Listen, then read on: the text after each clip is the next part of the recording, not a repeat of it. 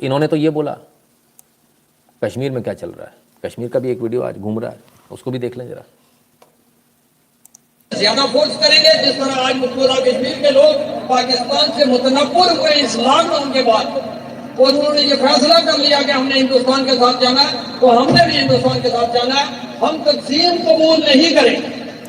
लो भैया, पीओके, पाक ऑक्यूपाइड कश्मीर, कहते हैं हमें हिंदुस्तान के साथ जाना है। ये बात अपने दिलो दिमाग में बिठा कर देख लेंगे, हमें कौन रोकता है। ये कोई रोक नहीं सकते, ये क्या रोके? ये अपनी हिफाजत नहीं कर सकते भाई। जब वो गले मुंह करते हैं तो ये चीखना शुरू कर देते हैं, हिंदुस्तान हमला करने लगे। ज्यादा तो साहब पीओके भी कभी कहानी शुरू हो गई, वहाँ से भी वो कहते हैं कि भाई हमको इनके साथ नहीं जाना, हम तो भारत के साथ जाएंगे। अभी थोड़ी देर पहले एक घटना हुई है, उस घटना को बताता हूँ। पासनी, ओरमारा, ग्वादार, एक मिनट, क्या क्या क्या ग्वादार, अच्छा ग्वादार पोर्ट के पास भारतीय पनडुब्बी पहुंच गई है। और ये वो पनडुब्बी पहुंच गई है जिसके पास 3M54 कैलिबर और SSN-27 सिजलर, जिनकी 300 किलोमीटर की रेंज है। और यहां से इनकी 300 किलोमीटर की दूरी नहीं है। ये काय के लिए पहुंच गई भैया? पाकिस्तान बड़ा परेशान है भाई, ऐसा मत करो। 170 किलोमीटर की दूरी पर है। ये क्या कर रहे हैं मोदी जी भाई? काहे टेंशन दे रहे? हार्ट अटैक से मर जाएगा इमरान खान भैया, पाप लगेगा आपको। हाँ, एक और पहुंच गई 175 पे। क्या कर रहे हो भाई? ऐसा ना करो, ये बहुत गलत हो रहा है। तो पनडुब्बी चक्कर लगा रही है भैया पाकिस्तान के ग्वादर पोर्ट पे। मुझे नहीं पता क्या होने वाला है, मैं तो सिर्फ न्यूज़ बता रहा हूँ। मेरी तरफ ऐसे क्यों देखते हो आप लोग कि हाँ आप कुछ बोलेगा? ठीक है, तो इवन आई डोंट नो, ठीक है ना। और किस तरह से काम करती जो इनके अंदर क्लब मिसाइल्स हैं वो कैसे काम करती हैं उसको भी देख लीजिए। 3M54 club SN-27 sizzler, this is how they work. यहाँ से छोड़ी जाएगी, ये जाती है, ऊपर उठती है, फिर वापस समुद्र में चली जाती है, ठीक है ना। तो ये आपको दिखेगी नहीं, और ये जाकर उसके बाद टारगेट को ठोक देगी, टारगेट सर्च करती हुई जाती है। So this is how it works, and this is your missile system, ठीक है। तो पता नहीं क्या चल रहा है, रशिया में अलग चल रहा है, यहाँ अलग चल रहा है, समझ में नहीं आता क्या करें। ये आज शाम के तकरीबन 8 बजे की पोजीशनिंग थी, ठीक है। बस इतना ही, इतना काफ़ी है, इससे ज़्यादा नहीं, ठीक है ना। खैर, तो भारत पाकिस्तान अभी क्या करना है फिर? रशिया का साथ लेना है, नहीं लेना है, या यूक्रेन का साथ देना है? थोड़ा सोच लो, विचार लो, बता देना। भोक लिबरल्स को खासकर पूछ रहा हूँ, है ना, ठीक है। आइए, UNSC में भारत आज क्या कह रहा है, जरा उसको भी देख लें। During the high-level segment, Ms. Mazari misused the platform offered by this August Council for a vitriolic diatribe against India. Her statement was nothing but smoke and mirrors. Pakistan's tendency to propagate false and malicious propaganda against India is nothing but an effort to deflect attention from the sorry state of human rights within Pakistan. In particular, the mainstreaming of radicalism and the persecution of minorities, including Hindus, Sikhs, Christians, and Ahmadiyas. The world has been witness to the countless cases of abduction, forced conversion, and marriage of minor girls from minority communities in Pakistan. Let me reiterate that the entire territory of the Union Territories of Jammu and Kashmir and Ladakh is an integral and inalienable part of India. All the measures taken by my government to ensure socio-economic development and good governance therein are matters internal to India. Mr. President, Pakistan has some of the most draconian blasphemy laws in the world that carry a potential death sentence for anyone who insults Islam and threatens the lives of minority communities. Only last month, a man with mental disabilities was brutally killed by a mob. The lynching of an innocent... तो साहब ढंग से आज UNSC में ऐसी की तैसी कर दी गई पाकिस्तान की। ज़बरदस्त रिप्लाई दिया गया भारत की तरफ से, और ये भी कह दिया गया कि पीओके में जो काम जो हो रहा है, जो मानवाधिकारों का उल्लंघन हो रहा है, वो हमारा सीधे सीधे हमारा मैटर है। ये भारत के द्वारा कहा गया। आज दिल खुश हो गया आज पुतिन का पीओके वाला मैटर देख के। सर इसकी आधिकारिक पुष्टि, और बाकी आधिकारिक पुष्टि हो तो ज़्यादा अच्छा होगा, ठीक है। इंडी क्यों लिखा? भाषा में लिखा है, दूसरी भाषा में लिखा है इंडिया, इंडिया मतलब है उसका, ठीक है। चलिए अब देखते हैं एक और वीडियो। भारत को लेकर फ्रांस का बड़ा बयान सामने आया है। भारत को सुरक्षा परिषद का स्थायी सदस्य बनाया जाए, ये मांग फ्रांस ने की है इस दलील के साथ कि पूरी दुनिया भारत की बात को सुनती है, लिहाजा भारत को उसका वाजिब हक, उसकी वाजिब जगह मिलनी चाहिए, सदस्य बनाया जाए। ये मांग फ्रांस ने की है इस दलील के साथ कि पूरी दुनिया भारत की बात को सुनती है, लिहाजा कि पूरी दुनिया भारत की बात को सुनती है, लिहाजा भारत को उसका वाजिब हक, उसकी वाजिब जगह मिलनी चाहिए। भारत को सुरक्षा परिषद की परमानेंट सीट मिलनी चाहिए यूएनएससी की। पता नहीं सच है या नहीं है, फ्रांस ऐसा कह रहा है। देख ले, थोड़ा मजा नहीं आया ना उस वीडियो को देख के। हाँ, इधर पे देखते हैं, यहाँ से ही देखेगा। और इस बीच एक बड़ी खबर आ रही है। यूक्रेन और रूस युद्ध के बीच फ्रांस का बड़ा बयान सामने आया है कि भारत को यूएनएससी का स्थायी सदस्य बनाया जाए, संयुक्त राष्ट्र की सुरक्षा परिषद का स्थायी सदस्य बनाया जाए, ये फ्रांस ने कहा है। भारत लगातार लंबे समय से संयुक्त राष्ट्र की सुरक्षा परिषद में परमानेंट सीट का दावा करता रहा है और इस बीच फ्रांस का बड़ा बयान सामने आया है कि सुरक्षा परिषद का स्थायी सदस्य बने भारत। फिलहाल भारत इसका अस्थायी सदस्य है, वहीं अमेरिका, ब्रिटेन, फ्रांस, चीन और रूस इसके परमानेंट मेंबर हैं और परमानेंट मेंबर्स के पास वीटो करने का अधिकार होता है, वीटो पावर होती है, यानी महाशक्तियां मानी जाती हैं और फ्रांस ने भारत को स्थायी सदस्य बनाने की वकालत की है। और इस मोदी बहुत परेशान है, मोदी के ऊपर बहुत प्रेशर है। मोदी खाना नहीं खा पा रहा, मोदी इधर से उधर दौड़ रहा है, उसको समझ में नहीं आ रहा मैं क्या करूं, किसके साथ जाऊं, इसके साथ जाऊं, उसके साथ जाऊं। मोदी परेशान है, भारत के ऊपर प्रेशर है। क्या बोलूं मैं। जो लोग ऐसी बात करते हैं ना, आप यकीन मानिए, मेरे बच्चे को भी उन लोगों से ज़्यादा समझ है। वो भी मुझसे डिस्कस करता है, यूक्रेन और इसके बारे में डिस्कशन उसका चलता है, डेली चलता है, मैप पर बैठकर हम लोग बात करते हैं, तो वो भी इससे अच्छे जवाब देता है। अब आप बताइए, टेंशन मोदी को है या दुनिया को है? फ्रांस भारत को यूएनएससी की सदस्यता दिलाने की बात कर रहा है। अभी थोड़े दिन पहले रशिया भी बोला, सब लोग बोल रहे हैं क्या बात है भाई, क्या चक्कर क्या है? बोला भी कि नहीं बोला पहले देख ले, मैं इन लोगों का भरोसा नहीं है। भारत की आवाज बहुत महत्वपूर्ण है। भारत अंतर्राष्ट्रीय मंच पर बड़ी जिम्मेदारी चाहता है। हमारा देश भारत को यूएनएससी में स्थायी सीट मिलने का प्रबल समर्थक है। भारत की आवाज दुनिया में सुनी जाती है। फ्रांस के राजदूत इमैनुअल लेनिन। मैंने क्या कहा था, शर्ट के बटन खोल लेना, कहीं ऐसा नहीं हो कि सीना ज़्यादा चौड़ा हो जाए, बटन टूट जाए, कल सुबह बीवी मारेगी कि नितिन शुक्ला तुम लोग को आ जाता है फुलाने, तुम लोग फूल के कुप्पा हो जाते हो। भाई मैं नहीं फुलाता, जो सच है मैं सिर्फ वो दिखाता हूँ। मैं आपको वो दिखाता हूँ कि आप देखिए आपके बदलाव कितना हो गया आपके देश में। भाई आज लोग चल के आ रहे हैं प्लेट में ले लेके, सीट ले लो, सीट ले लो। कभी हम घूमते रहते थे, सीट दे दो, कोई देता नहीं था। Look at the difference, look at the massive difference. क्या फर्क आया भारत में, क्या जबरदस्त आपने ताकत आपने दिखाई है दुनिया में। फिर आखिर ऐसा क्यों हुआ? आज ऐसा क्या हो गया? क्यों ऐसा? अभिषेक महाजन जी कहते हैं son is blessed to have a father like you. नहीं सर, सबको देखिए क्या होता है। मैंने आपको लाइव किया 1 घंटे 2 घंटे का, 2 घंटे का लाइव देखेगा उसका समझ आएगा।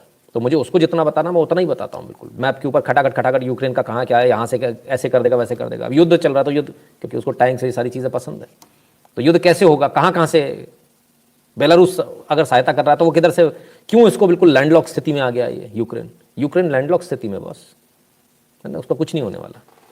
ये बहुत सारी चीज़ें होती हैं जिसको तमाम सारी चीज़ों से वो करते हैं। तो आइए क्यों ऐसा हुआ जरा इसको देखें। Just in French president Macron held a 90 minute call with Vladimir Putin. 90 minute बात करी इन्होंने व्लादिमीर पुतिन से, 90 मिनट। मोदी को बहुत डर लग रहा है, मोदी के ऊपर बहुत प्रेशर है भैया, मोदी के ऊपर बहुत प्रेशर है। यूएनएससी की सीट ले लो मोदी जी, बड़ा प्रेशर है। रशिया कहता तेल वेल जो चाहिए ले जाओ भाई, बड़ा प्रेशर है। S-500 बड़ा प्रेशर है। मैंने क्या कहा था, जो मैंने कहा था वही हो रहा है आज की नहीं हो रहा, कि मोदी हार्ड बार्गेनर है और इस पूरे लफड़े में भारत सबसे ज्यादा फायदे में उठेगा। ये जो बिसात बिछी हुई है ना शतरंज की, भारत फायदे में उठेगा इसमें से। ठीक है, सही बोला, गलत तो नहीं बोला। बहुत सारी चीजें ऐसी जो हम नहीं बोल सकते आपसे, बहुत सारी चीजें ऐसी जो पर्दे के पीछे होती है जिसको हम नहीं बोल सकते। क्लियर है? ठीक है, तो बताओ फिर वो क्या करना है, वो यूक्रेन के साथ जाना है, किसके साथ जाना है, क्या करना है, वो जो एक्सपर्ट्स हैं बता देंगे। हैं नितिन जी, 1 साल में से सुन रहा हूँ आपको मैं, आपका कमिटमेंट, डेडिकेशन और पंक्चुअलिटी अनमैच्ड है। आपके लिए मेरी शुभकामनाएं। धन्यवाद आरके जी, बहुत बहुत धन्यवाद। अतुल जी कहते हैं सभी भाग्यवान है जो मोदी जी के समय देख पा रहे हैं। हाँ, इसमें कोई दो राय नहीं है। ठीक है, तो साहब बातचीत हुई, 90 मिनट बात हुई, तो बात हो गई होगी। अब भारत को क्या जरूरत है, हटाओ कहाँ यार मोदी दाढ़ी वाला बाबा, भारत जैसा गरीब देश, भिखमंगा, चड्डी नहीं है पहनने को, हैं? इसकी क्या औकात है? हटाओ उसको, साइड में हटाओ। अरे भाई साहब, कौन सी गलतफहमी में हो, कौन सी गलतफहमी में हो? आओ दिखाएं। आइए। Russia will achieve its goal in Ukraine no matter what, Putin tells Macron. ओ तेरी, 90 मिनट बात हुई है, 90 मिनट सिरमारी करिए, भाई मान ले, भाई मान ले, भाई मान ले। 90 मिनट बाद क्या हुआ? बोले घंटा, हमें जो चाहिए हम वो लेकर रहेंगे, हम यूक्रेन में जो करने गए वो करके ही दम लेंगे, नो मैटर व्हाट, चाहे कुछ भी हो जाए, दुनिया इधर से उधर हो जाए, दुनिया इधर से उधर हो जाए, हमें जो करना हम वो करेंगे। 90 मिनट की बात में मैक्रोन साहब ये नहीं कर पाए। उधर मोदी जी फोन लगाते हैं, हाँ पुतिन भाई क्या हाल है, मेरे बच्चों को निकालना, अभी 8 घंटे कोई गोलाबारी नहीं चाहिए अपने को, तो गोलाबारी बंद। मोदी जी कहते हैं वो जो भी करना मेरे को बताना, बोले बताऊंगा, बराबर बताऊंगा। Look at the difference, 10-15 minute में बात खत्म हो जा रही है, ये 90 मिनट लगे हुए हैं, घिसा घिसी, मालिक मत करो, ऐसा हो जाएगा वैसा हो जाएगा, तो भी उसके बाद में नहीं माना। आप फर्क देख रहे हैं? हम जो कुछ चाह रहे हैं वो रशिया कर रहा है, हम जो कुछ चाह रहे हैं वो यूक्रेन कर रहा है, हम जो कुछ चाह रहे हैं वो पोलैंड कर रहा है, तमाम सारे देश कर रहे हैं, बाकी देश कुछ कर ही नहीं पा रहे।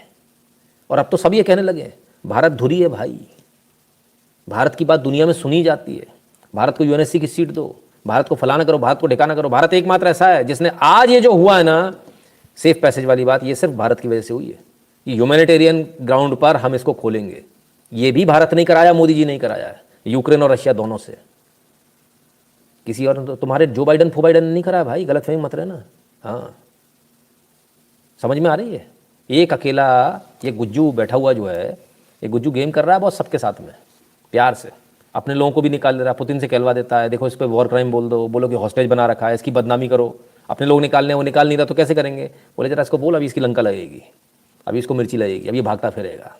तो आ गए ना आपके लोग धीरे धीरे बाहर, तो सब आएंगे। सर देखो, मोदी को शतरंज खेलनी आती है, वो शतरंज का खिलाड़ी है, आप ना उसको शय दे सकते हैं ना मात दे सकते हैं। व्हाट ही हैज़ डन, उसने सिर्फ एक काम किया है कि आप अपना राजा, अपना किला इतना सुरक्षित कर लिया कि उसको तो आप भेदने की, उस तरफ देखने की नहीं सोच सकते। दूसरी तरफ उसने दूसरों की हालत ये कर दी है कि वो मोहताज हो गए भारत के, कि बिना भारत के अब उनका काम नहीं चलेगा। तो क्या चाहते हैं आखिर रशियन प्रेसिडेंट, चाहते क्या है? क्या बात हुई है देख लीजिए।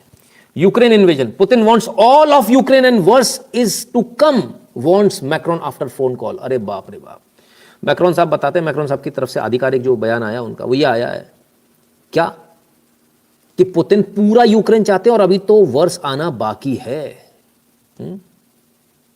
और कहते हैं Macron that the war in Ukraine was going according to plan, to which French president responded he was lying to yourself. कहते हैं हमारा प्लान के अनुसार जा रहा है। चलो साहब, पूरा यूक्रेन चाहिए, ठीक, अब पूरा यूक्रेन ले लेंगे। क्यों ले लेंगे? क्योंकि भारतीयों को बाहर निकालना, भारतीय बाहर आ जाए। आपने इस पूरे एपिसोड में एक बड़ी मज़ेदार चीज़ देखी होगी, भारत विश्वगुरु बन चुका है, अभी नहीं, अभी तो सर पहले 2 कदम है, अभी इतनी जल्दी खुश हो जाते हैं हम लोग, है ना। तो इसमें पूरे में एक बड़ी मज़ेदार बात देखिए, यहाँ जो काम हो रहा है, रशियन एयरफोर्स नज़र नहीं आ रही कहीं। क्यों? डर लग रहा है उसको। रशियन एयरफोर्स तो जा सकती है, धड़ाधड़ बॉम्बिंग करती है, और अमेरिका की इंटेलिजेंस ने यही बताया था कि रशियन एयरफोर्स सबसे ज़्यादा बॉम्बिंग करेगी, कारपेट बॉम्बिंग करके पूरा खत्म कर देंगे, खेल ही खत्म कर देंगे। तो फिर ऐसा क्यों नहीं हुआ? रशिया ने अपनी एयरफोर्स क्यों नहीं उतारी? रशिया ने अपनी एयरफोर्स इसीलिए नहीं उतारी क्योंकि वहाँ भारतीय भी फंसे हैं और बहुत सारे लोग फंसे हैं, और जब एयरप्लेन से बॉम्बिंग होगी तो सिविलियंस का बड़ा लंबा नुकसान होता है।